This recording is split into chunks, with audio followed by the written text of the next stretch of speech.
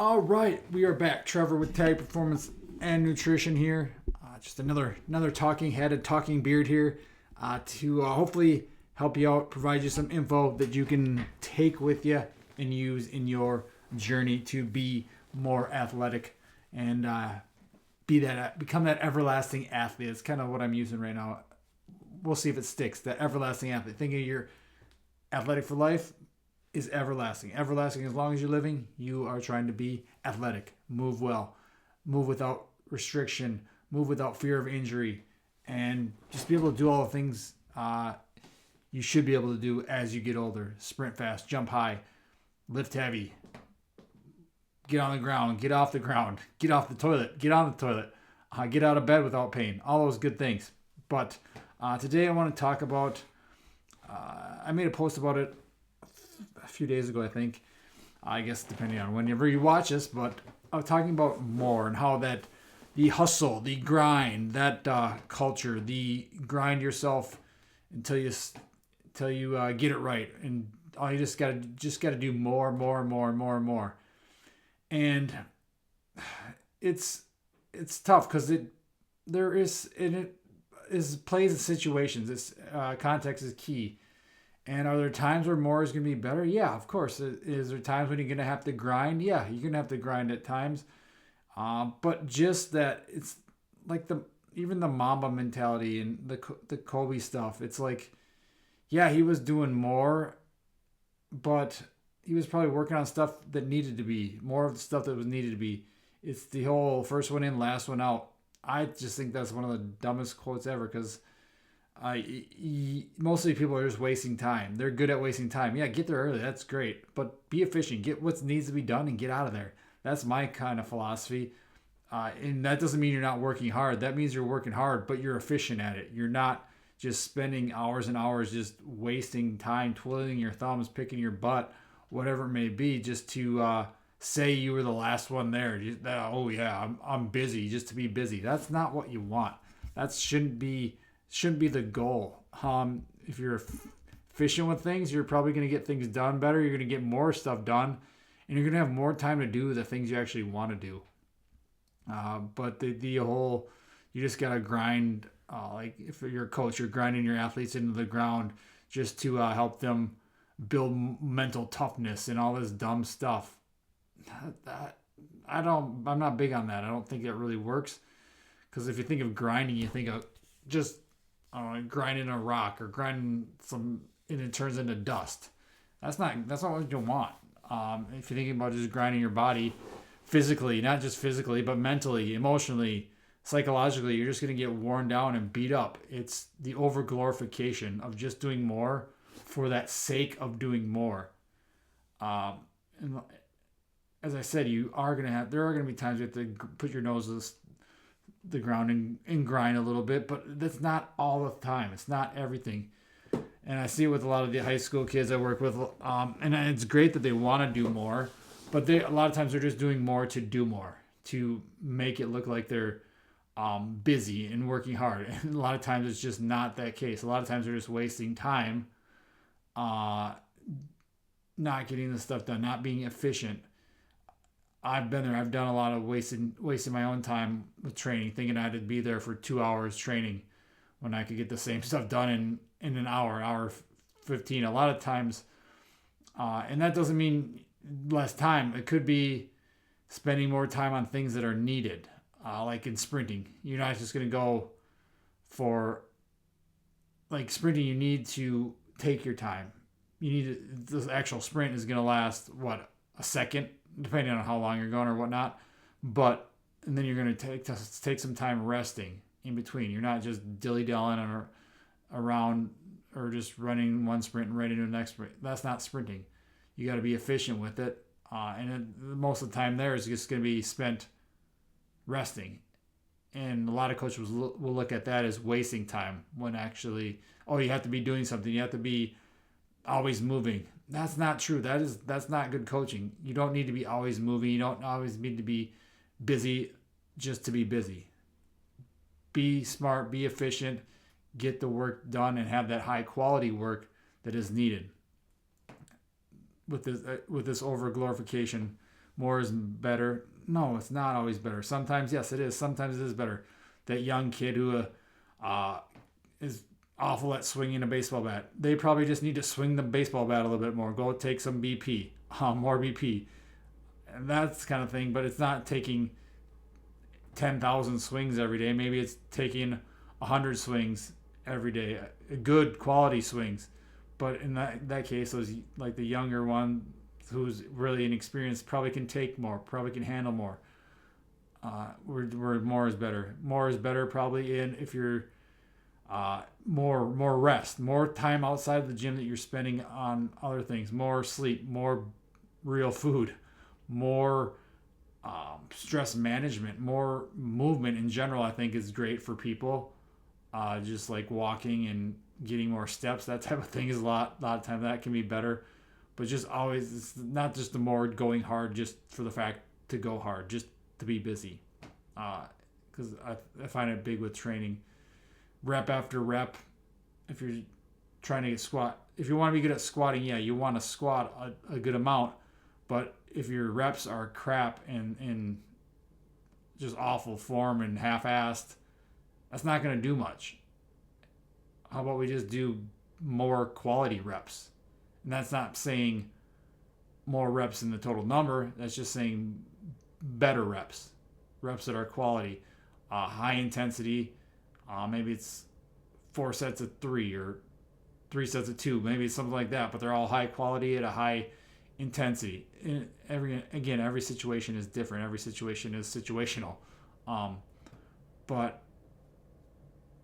we could go back to that example of the swings. If they're just swinging to swing, they have no intent, no focus on swinging the bat or hitting the ball, just swinging it the same every time, and just swinging all kind of lollygagging, just a little helpless little swing. That's not getting anything accomplished. That's just doing more to do more, and that's not what we want. We want to focus on that more quality, focus on more intent, better quality, better effort, better form, whatever it may be. More intense reps. That could be a thing. Maybe it's more frequency, but you're not just doing 1,000 reps a day. Maybe it's sprinting. You're sprinting. You go from 1 day of sprinting to 3 days of sprinting. More frequency, kind of that microdosing approach. You're doing more frequency, so you're hitting it more often, but you're not just doing reps just for the sake of doing reps, something like that. Because again, it's that more culture that we're in. That you have to do more when a lot of times you can do better. And it takes time. It takes these going through it and actually just burning yourself down and grinding yourself to a pulp to figure out what works.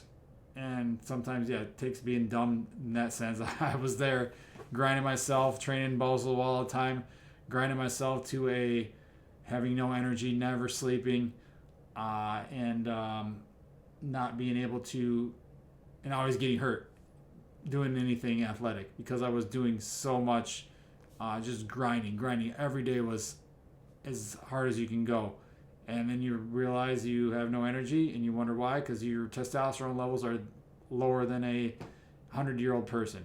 My testosterone level was down to 37, and that is, like, I don't even know if that's like possible. And like a 100-year-old person probably doesn't have that low.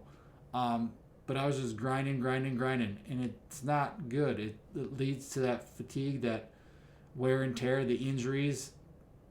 And again, we can't prevent all injuries, but we can reduce the risk of a lot of the soft tissue. I was getting torn hamstrings and stuff like that, those soft tissue things that you can kind of mitigate a lot of the risk of a lot of those if you train smart, but you're still training hard and your body's prepared. Mine was not prepared. Mine was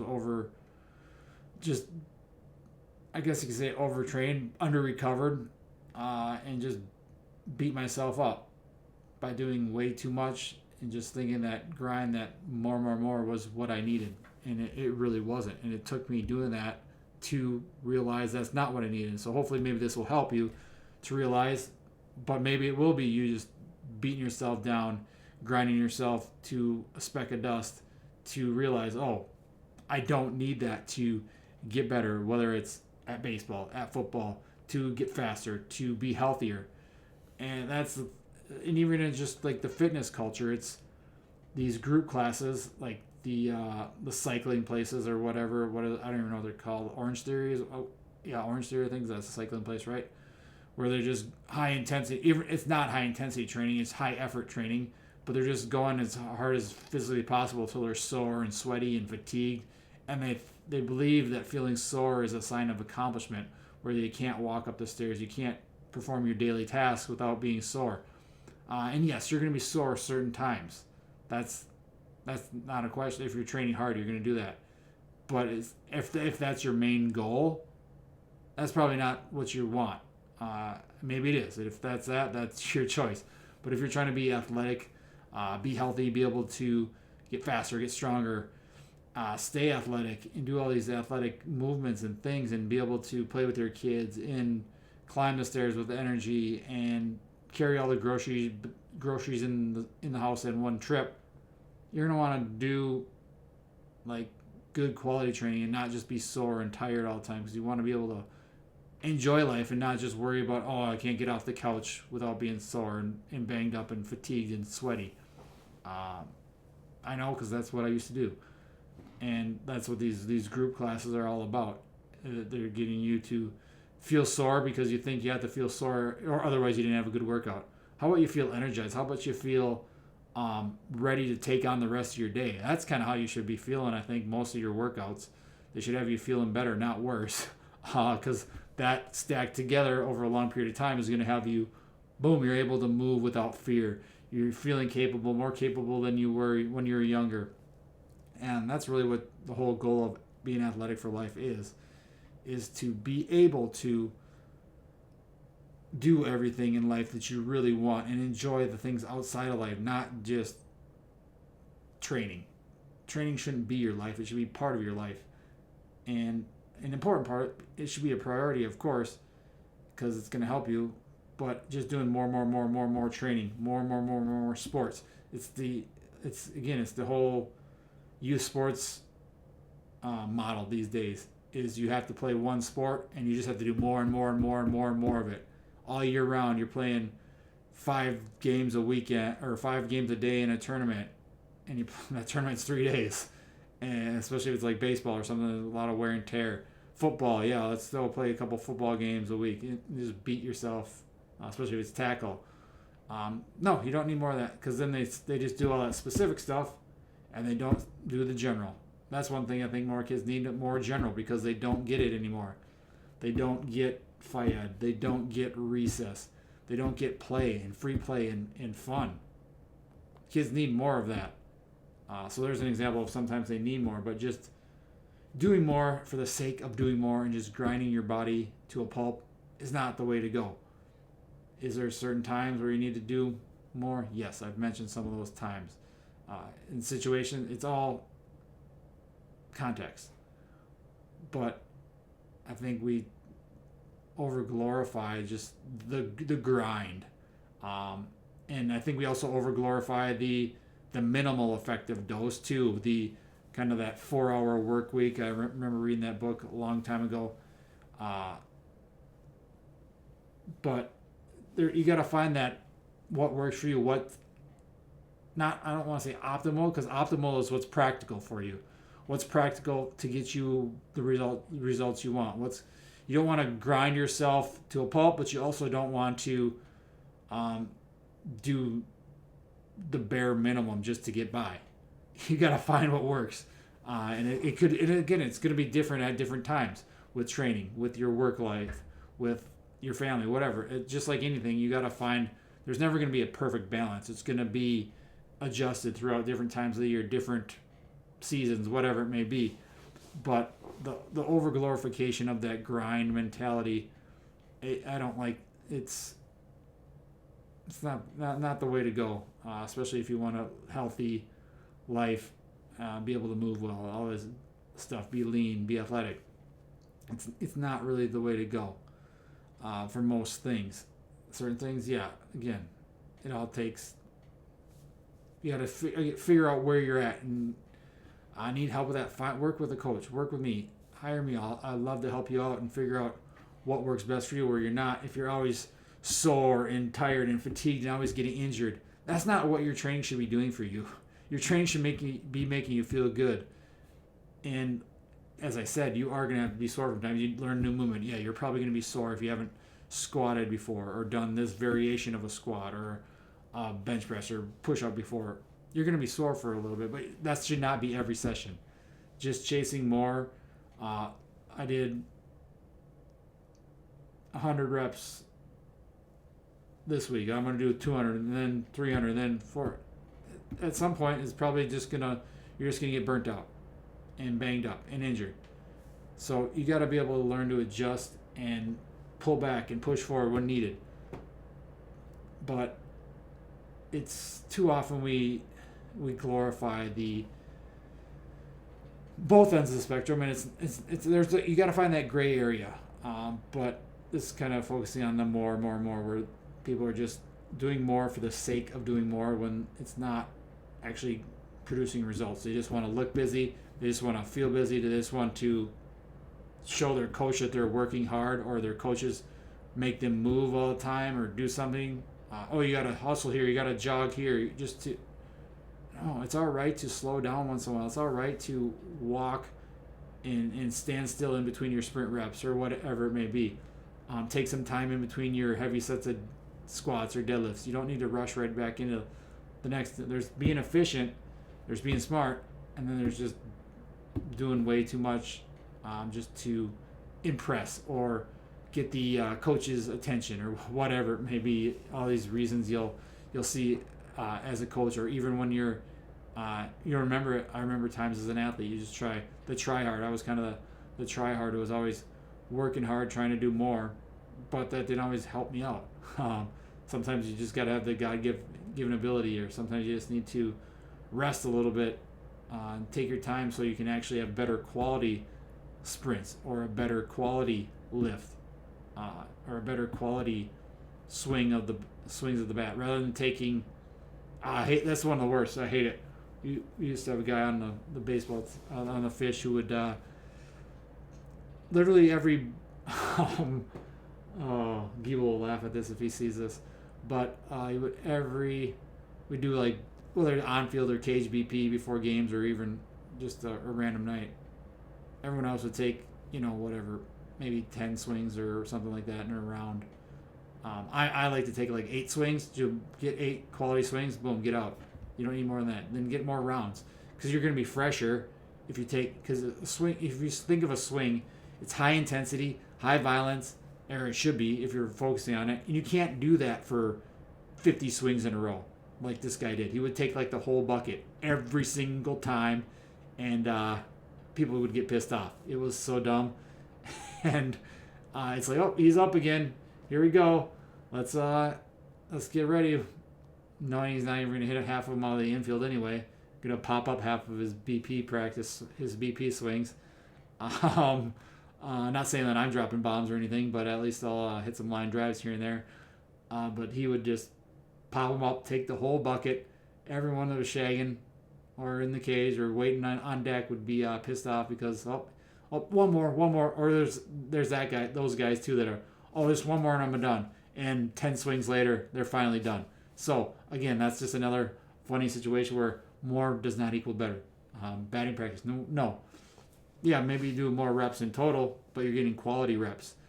Taking 5 to 8 swings around, and then, boom, take a little rest, get back in there. So, yeah, situational, that's a good, I'm glad I just remembered that popped in my head, that, again, more is not always better. Grinding yourself into dust is not always better. You got to find that what works best for you. But some things, more. Some of you probably need more. More, as I said earlier, more real food, more sleep, more recovery, just more stress management, more movement in general. Just get out low intensity movement. Doesn't always have to be balls to the wall. So figure out what works for you. If you need help with that, shoot me a message. comment below, send me a DM, send me an email, trevor@tagpn.com. I'd love to talk with you, chat with you, get you on board, get you training to be an everlasting athlete and be athletic for life, and not always have to worry about just doing more for the sake of doing more. Find out if doing more is actually going to help you or if it's going to hurt you, and find out what works for you at that point in time. So thanks for watching, guys. That's what I have for you today. And we will talk to you again soon.